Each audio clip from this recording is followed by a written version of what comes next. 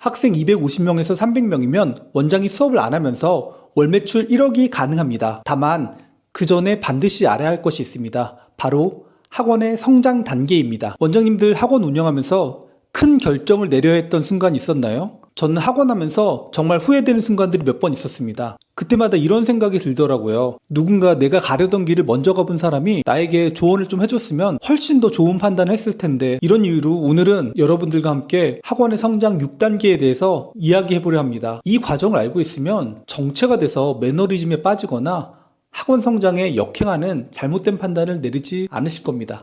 또 가보지 않은 길이라고 해서 두려워할 필요도 없다는 것을 제가 꼭 말씀드리고 싶습니다. 정해진 스텝대로만 간다면 충분히 다음 단계 성장하면서 잘 커나갈 수 있다고 저는 확신합니다. 실제로요, 대치동에서 유명한 선생님 한 분을 제가 알고 있습니다.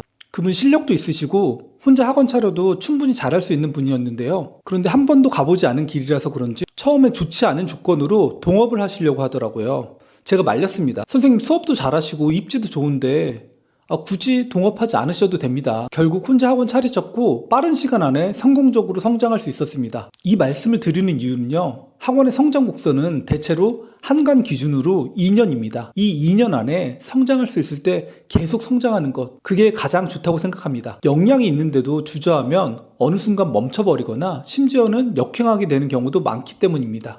자, 그럼 이제 본격적으로 학원의 성장 6단계를 하나씩 알아보겠습니다. 1단계 공부방입니다. 2단계는 생략하는 경우도 있습니다. 과외를 하거나 기존 학원에서 강사로 일하다가 곧장 교습소나 학원으로 독립하는 경우도 있는데요. 공부방은 보통 아파트 내에서 시작합니다. 인테리어 등 비용 부담이 적기 때문에 맨땅에 창업하시는 분들이 선호하는 모델입니다. 또 실제 자택에서 운영하는 경우도 있고요. 하지만 단점이 있습니다. 지역 커뮤니티가 비활성화된 경우에는 생각보다 신규 모집이 쉽지 않습니다. 반대로 아파트 공부방에서 잘 되시는 원장님들은 외부 노출이 있는 학원으로 나가면 더 잘 될 확률이 높습니다. 다만 주의할 점이 있는데요. 초등학생이 타겟이라면 현재 있는 아파트 상가를 벗어나는 경우에는 로스가 꽤 클 수도 있습니다. 요즘 초등학생 학부모님들은 도로 하나만 건너는 것도 매우 민감하게 생각하니까요. 2단계 교습소입니다. 처음부터 교습소로 시작하는 분들도 많이 계십니다. 이유는 간단합니다. 공부방보다는 노출이 잘 되고 월세도 학원에 비해서는 훨씬 저렴하니까요. 또 소규모를 선호하는 학부모님들은 원장이 직접 가르치니까 더 꼼꼼하게 봐주겠지, 이런 신뢰 포인트도 가지고 있습니다. 하지만 단점도 분명합니다. 바로 강사 고용이 불가능한 구조입니다. 혹시라도 학생이 많아져서 불법으로 강사를 써야 하는 상황까지 왔고 심지어 신고까지 당하셨다면 이제는 학원으로 확장하셔야 할 시기입니다. 2.5단계는 1인 운영 학원입니다. 말 그대로 교습소에서 규모만 커진 형태입니다. 하지만 운영은 여전히 혼자 하고 계시고요. 필요하면 알바생들 돌려가면서 수업을 보조시킵니다. 이 구조를 택하시는 원장님들은 보통 내가 강의에 자신 있다, 내가 하나씩 챙기는 것이 훨씬 더 좋다, 강사 관리가 부담스럽고 못 믿었다, 이런 생각을 가지고 계신 경우가 많습니다. 또 알바를 쓰더라도 인원수가 어느 정도 받쳐주면 수익도 나쁘지 않으니 유지할 만한 구조라고 판단하시죠. 요즘은 또 개념 강의는 미리 태블릿에 담아서 제공하고 정규 수업은 클리닉 방식으로 진행하시는 원장님들도 계십니다. 3단계, 내가 수업하는 학원입니다. 이제부터는 본격적인 학원 운영자입니다. 직원도 있고 강사도 있고요. 하지만 원장인 내가 여전히 수업도 하고 있습니다. 정말 바쁩니다. 하루가 어떻게 지나가는지도 모를 정도로요. 이 시점부터는 시스템화가 반드시 필요합니다. 교습소나 공부방과의 가장 큰 차이점은 시스템입니다. 근데 실제로는 돈은 비슷하게 벌면서 운영은 더 복잡하고 마음은 지치고 강사 관리도 어렵고 이게 맞나 싶을 때가 옵니다. 강사를 처음 고용해보고 좋은 원장이 돼야지 하는 마음으로 시작하지만 실망하거나 뒤통수 맞는 경우도 생깁니다. 그래서 강사 컨트롤이 어렵다는 이유로 다시 혼자 수업하면서 알바 돌리는 구조로 돌아가시는 분들도 꽤 계십니다. 하지만 개인적으로 말씀드리면 이거는 성장에 역행하는 것입니다. 제 경험상 3단계까지는 멈추지 말고 진행하셔도 괜찮습니다. 원장이 수업을 계속 쥐고 있으면 잘 안 된다고 해도 크게 벌지 못하는 거지 망하기도 쉽지 않습니다. 이 3단계까지 잘 이해하고 계셔야 합니다. 제대로 이해하지 못하고 계시면 1단계, 2단계, 다음 단계로 확장해 나가는 것이 안 가본 길이라 너무 큰 부담으로 다가오게 됩니다. 그래서 중간에 멈춰서 현상 유지하는 학원이 많은 단계입니다.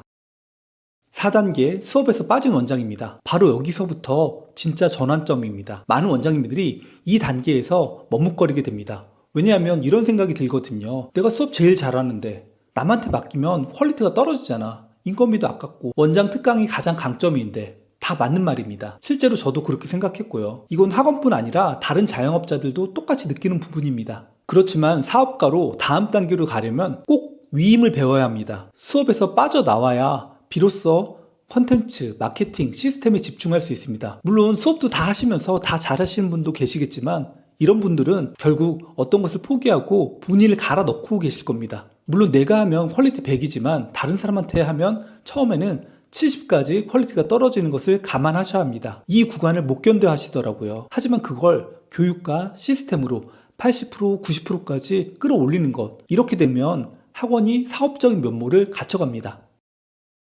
5단계 분점을 운영하는 단계입니다. 드디어 확장 단계에 진입했습니다. 학군지처럼 수요가 충분한 곳이라면 인접한 곳에 분점을 내셔서 300명을 만드실 수 있습니다.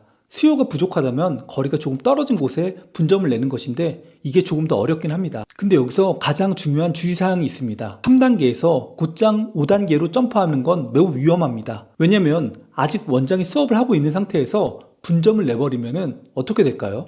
결국 내가 수업하는 본원만 탄탄해지고 다른 지점이랑은 불균형을 가져올 확률이 높습니다. 이건 제가 실제로 겪은 시행착오입니다. 또 내가 여전히 수업으로 많은 부분을 커버하고 있다면 운영 시스템이 아직 제대로 만들어지지 않았을 가능성이 큽니다. 그래서 순서가 중요합니다. 수업에서 빠져나온다, 시스템을 안정화한다, 컨텐츠와 마케팅 역량을 키운다, 그 다음에 분점을 낸다. 일반적으로 자영업에서는 직영 운영은 3개 정도가 한계라고 합니다. 학원은 강사나 직원들 교육 수준이 상대적으로 높고 운영에 대한 기준도 명확한 편이라 시스템만 잘 갖춰두고 있다면 3개 이상도 가능하다고 생각합니다. 단 시스템이 없으면 확장하면 반드시 무너집니다. 6단계 프랜차이즈 단계입니다. 이건 아직 저도 가보지 못한 단계입니다.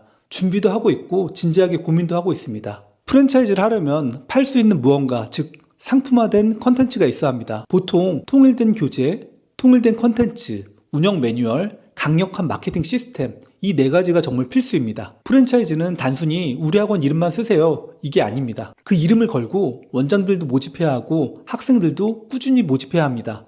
즉 이중 마케팅 능력이 요구되는 구조입니다. 이제 단순히 우리 잘 가르칩니다만으로는 부족하고요. 시스템, 브랜드, 컨텐츠, 마케팅, 이 4가지가 제대로 설계되어 있어야 프랜차이즈라는 구조가 성립할 수 있습니다. 오늘은 이렇게 학원의 성장 6단계에 대해서 이야기 나눠봤습니다. 각 단계마다 어떤 고민이 생기고 어디서 많이들 멈추며 어떻게 준비해야 다음 단계로 갈 수 있는지 이걸 공유해 드렸습니다. 결국 가장 중요한 건 이겁니다. 내가 지금 어디에 있는지를 정확히 아는 것, 그리고 역행하지 않는 것입니다. 많은 분들이 단계를 건너뛰거나 지쳤다고 뒤로 가기도 합니다. 하지만 그렇게 하면은 탈이 날 가능성이 큽니다. 가장 안전하고 빠른 길은 차근차근 단계를 쌓아가는 것, 그게 진짜 성장의 길입니다. 마지막으로 제가 정말 인상 깊게 본 문장 하나 전하고 싶습니다. 스노우폭스로 유명한 김승호 회장이 사장학 개론에서 한 말인데요. 사업의 크기는 결국 사장의 욕망의 크기에 비례한다. 이것이 진짜 학원 업계에도 똑같이 적용됩니다. 학원이 더 커지지 않는 이유는 사실 우리의 욕망과 결심이 멈췄기 때문일 수도 있습니다. 여러분은 지금 어느 단계에 와 계세요? 그리고 다음 단계로 가실 준비는 되셨을까요? 오늘 영상이 도움되셨다면 좋아요와 구독 부탁드리겠습니다. 그리고 댓글로 여러분의 현재 단계와 고민을 자유롭게 남겨주세요. 제가 아는 선에서 최대한 도와드리고 나누겠습니다. 다음 영상에서 또 뵙겠습니다. 감사합니다.